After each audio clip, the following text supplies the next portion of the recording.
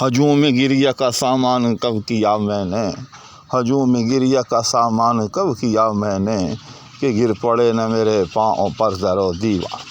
السلام علیکم ناظرین، تو وہ غزل کہ جس کی ابتدا میں کر چکا ہوں اور جس کے 2 اشعار آپ کی خدمت میں سے پہلے پیش ہو چکے ہیں، اس غزل کا تیسرا شعر لے کر آپ کی خدمت میں حاضر ہو رہا ہوں۔ یعنی بلا سے ہیں کہ جو پیش نظر در و دیوار، نگاہ شوق کو ہیں بالوں پر در و دیوار، اس غزل کا تیسرا شعر۔ سب سے پہلے حسب تصور اس کے اندر موجود مشکل الفاظ یا کوئی اور علمی عروضی مسئلہ اس کی طرف متوجہ ہوتے ہیں۔ ہجوم اجتماع کو کہتے ہیں، اور اسی نسبت سے یہاں کثرت کے معنی میں ہے۔ ہجوم میں گریہ یعنی بہت زیادہ رونا، کثرت کے ساتھ رونا، سامان کرنا، بندوبست کرنا۔ کب کیا میں نے، یہ سوالیہ انداز میں ہے کہ میں نے کب کیا، کہ گر پڑے نہ میرے پاؤں پر در و دیوار۔ اچھا، پاؤں پر گر پڑنا، اس میں سمجھتا ہوں کہ دونوں مفہوم ہیں۔ ایک تو مفہوم جو کہ زیادہ راجح ہے، اغلب ہے، کہ منت سماجت کرنا۔ کہا جاتا ہے کہ فلاں شخص جو ہے فلاں کے پاؤں میں گر گیا، کیا مطلب، یعنی اس کی منت سماجت کرنے لگا۔ اور دوسرا مفہوم کہ ویسے پاؤں کے اندر گر جانا، یعنی منہدم ہو کر میرے پاؤں کے اوپر نہ آ گرے۔ اس میں بس اتنا فرق البتہ ضرور ہے کہ عام طور پر اس میں کہا جاتا ہے کہ فلاں چیز فلاں کے پاؤں پر گر گئی، پاؤں میں گرنے کی بجائے پاؤں پر گر گئی۔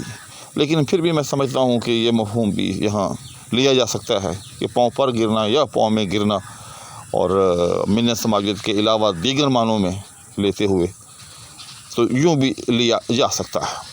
تو بہرحال اس کے بعد لفظ پاؤں اس کے حوالے سے سمجھ لیجیے گا کہ اس کے 2 وزن ہیں۔ یعنی ایک تو اس کا فا وزن ہے، 6 حرفی پاؤں، فا کے وزن پر، اور یہاں بھی یہ فا کے وزن پر ہی بندھا ہے۔ جبکہ جب یہ لفظ ردیف میں استعمال ہو تو اس کو فعلون بھی جو ہے وہ بندھا ہوا دیکھا ہے، اگرچہ وہ غیر فصیح ہے۔ شعر کے اندر بھی جو ہے بعض احباب نے اس کو جو ہے وہ فعلون کے وزن پر باندھا ہے۔ صرف یہی ایک لفظ نہیں، اس قبیل کے جتنے دیگر الفاظ ہیں، مثال کے طور پر جیسے چھاؤں ہے، اسی طرح سے ماؤں ہے تھوڑی دیر کے لیے، ٹھیک ہے نا، تو چھاؤں، ماؤں، تو یہ تو ہو گیا فعلون۔ اسی طرح سے پاؤں، یہ بھی ہوا فعلون۔ لیکن جیسے میں نے عرض کیا کہ یہ غیر فصیح ہے، اور کچھ احباب تو اس کے جواز پر بھی میں نے کلام کرتے دیکھے، لہٰذا اس کو ہمیشہ جو ہے وہ فا ہی باندھنا چاہیے۔ اس لفظی و عروضی وضاحت کے بعد اب آتے ہیں اس کی معنوی تفہیم کی طرف۔ تو غالب کہتا ہے کہ ہجوم گریہ کا سامان کب کیا میں نے، یعنی کثرت کے ساتھ رونے کا سامان۔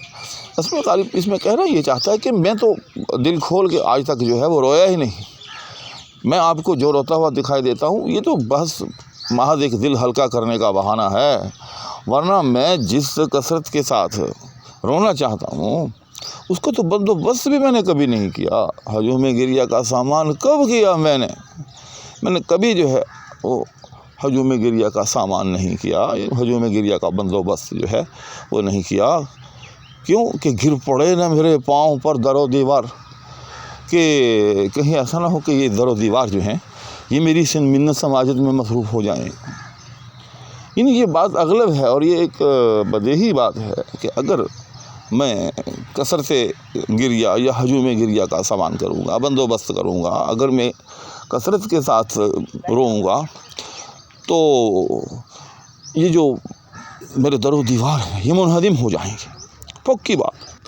اور صورتاً یعنی صورت کے اعتبار سے، ظاہر کے اعتبار سے یہ منہدم ہو رہے ہوں گے، لیکن حقیقت میں کیا ہوگا، حقیقت میں یہ میری منت سماجت کر رہے ہوں گے۔